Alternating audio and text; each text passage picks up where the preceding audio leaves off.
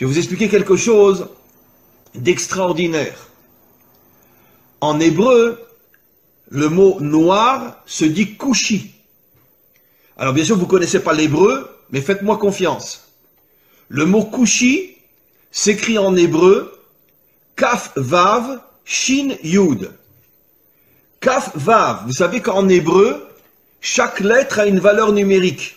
Ce qui nous permet de pouvoir faire des correspondances entre des mots différents s'ils ont la même valeur numérique. C'est un des génies de l'hébreu, de pouvoir expliquer le sens d'un mot par rapport à un autre mot qui a la même valeur numérique.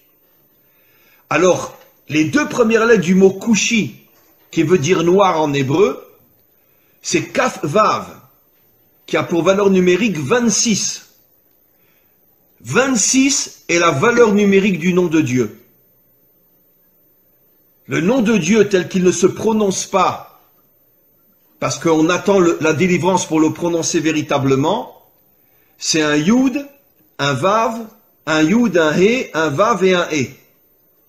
Et ce nom de Dieu qui figure dans toute la Torah en hébreu a pour valeur numérique 26.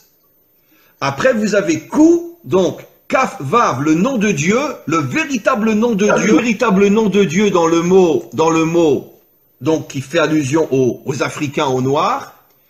Et après, vous avez Shin Yud, qui veut dire Yesh. Ça veut dire que Kushi signifie Yesh Hashem, il y a Dieu. Ça veut dire que dans l'Africain se trouve Dieu. C'est absolument incroyable. Dans les peuples africains se trouve le Dieu authentique qui a pour nom Yudke Vavke. Incroyable.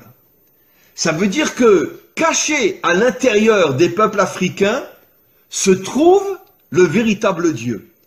Et c'est pour ça que, en hébreu, on appelle le noir Kushi, qui fait allusion à Yesh Havaye, Dieu se trouve à l'intérieur des peuples africains. Incroyable. Mais vous devez au fur et à mesure prendre conscience que vous devez vous réveiller. Vous devez dévoiler la dimension royale qu'il y a en vous. Vous devez vous débarrasser de vos habits d'humiliation, d'esclavage, etc. Et prendre conscience que le masque qu'on a voulu vous coller, c'est justement pour vous empêcher de devenir ce que vous devez être. Et vous allez devenir ce que vous devez être. Mais pour ça, encore une fois, il faut vous renforcer sur le plan spirituel, sur le plan moral, et petit à petit sur le plan des actions aussi. Il est grand temps, et je sais que ça se fera un jour, où les peuples africains se révolteront contre toute la dictature blanche qui exploite toutes les richesses des Africains. Et encore une fois, j'oserais presque dire, et je le dis avec la plus grande sincérité, soyez fiers d'être noirs. Soyez fiers d'avoir la couleur que vous avez. Parce que cette couleur qui est inscrite sur votre peau témoigne du fait que vous avez été choisi par le maître du monde pour dévoiler sa royauté dans le monde, comme je l'ai expliqué, puisque le noir est la couleur de la royauté d'Hachem. Donc, arrêtez d'être meurtri ou d'être humilié par tous ces racistes qui vous considèrent comme je ne sais quoi, comme ils considèrent les juifs d'ailleurs, et dites-vous, c'est le contraire. C'est justement parce que je suis un roi que tu veux faire de moi un esclave. Mais un jour viendra où vous comprendrez, vous les autres peuples, quelle est notre mission, quelle est notre grandeur, quelle est notre force. Et un jour viendra, on réussira tous ensemble, avec l'aide du Maître du monde, à dévoiler sa royauté sur terre. Be'ezrat Hashem, c'est-à-dire en hébreu, avec l'aide du Maître du monde. Les plus grandes guerres, les plus grands massacres, dans toute l'histoire humaine, c'est le monde occidental. Pas le monde occidental uniquement moderne, bien que le monde occidental moderne, entre la Première Guerre mondiale et la Deuxième Guerre mondiale, sont morts 70 millions de personnes. En 40 ans, 70 millions. Pas en 40 ans de guerre, mais il y a eu la Première Guerre mondiale qui a duré 4 ans, la Deuxième Guerre mondiale qui a duré 4-5 ans. Entre les deux, il y a eu à peu près 20 ans, donc en 30 ans, 70 millions de morts. En deux guerres qui à elles deux, ont duré 8-9 ans. 70 millions de morts, sans compter tout ce qui s'est passé avant. Les croisades, l'Inquisition, la guerre de 100 ans, etc. Donc ce sont vraiment des gens qui vivent, comme on l'a vu précisément dans la paracha de la semaine dernière. Yitzhak, quand il bénit Esav, il lui dit, tu vivras, Bechar Becha Tirié, tu vivras avec ton épée à la main. L'Occident, c'est un peuple guerrier. D'ailleurs, j'expliquerai ce soir dans un autre cours qui sera aussi sur mon site, qu'en vérité, c'est la raison pour laquelle le monde occidental a adopté la religion chrétienne qui ne parle que d'amour et de bonté pour se créer une vitrine et cacher son véritable caractère. Parce que justement, le monde occidental est tellement violent, il est tellement assassin et meurtrier, qu'ils ont eu besoin de se créer une religion qui va nous faire croire tout le contraire de ce qu'ils sont véritablement sur le terrain.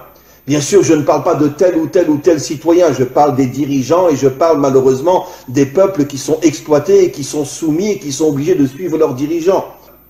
Mais quoi qu'il en soit, le monde occidental s'est attaqué comme jamais personne au peuple noir, parce qu'il semblerait que dans le subconscient ou même dans le conscient des dirigeants occidentaux, ils savaient que le peuple noir avait une mission qui allait mettre fin à toutes les dictatures et à tout le mal qu'il y a dans le monde, à toute cette corruption qu'il y a dans le monde, et c'est la raison pour laquelle ils ont tout fait pour les transformer en esclaves.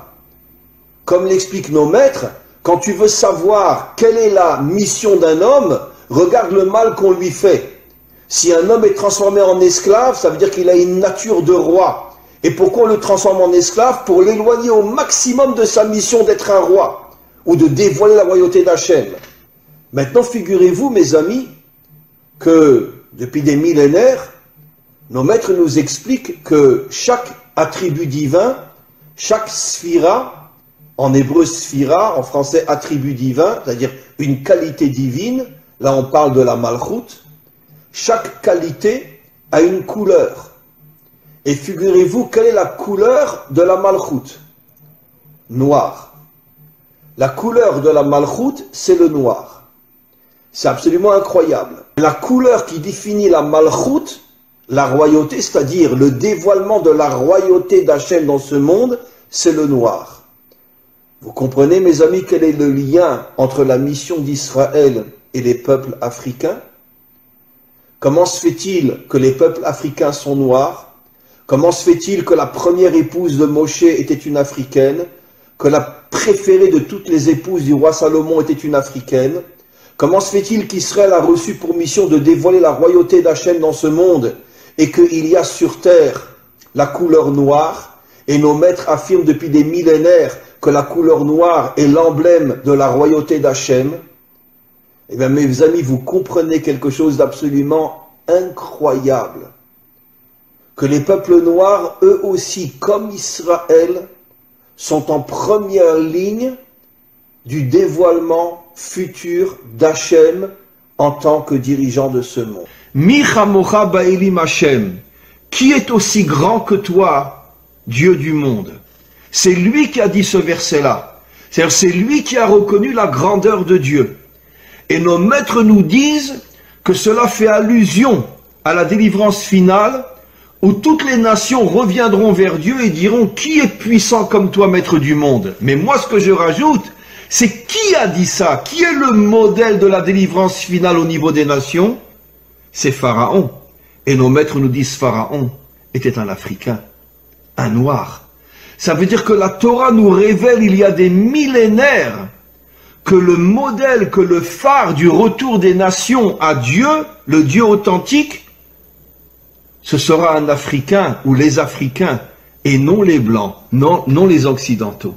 Après, tout le monde suivra, les Asiatiques, les Occidentaux, tout le monde suivra. Mais c'est Pharaon qui a dit « Qui est comme toi, Dieu, créateur du monde ?»